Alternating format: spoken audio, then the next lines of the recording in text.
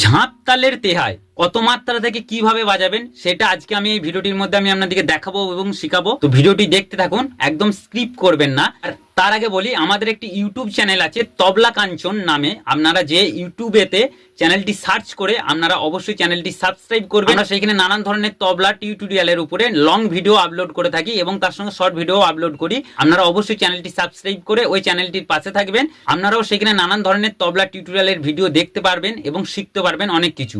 তো তেহাইটির বোল হচ্ছে ধা ধা তেরে কেটে ধা, ধা ধা তেরে কেটে ধা, ধা ধা তেরে কেটে ধা। এটি হচ্ছে তেহাইটির বোলটি।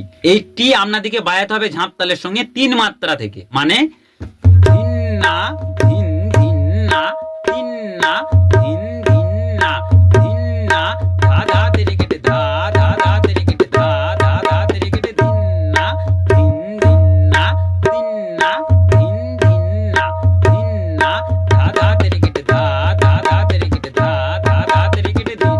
একটু আঙুল পাঁজি করে আপনাদেরকে দেখিয়ে দিই।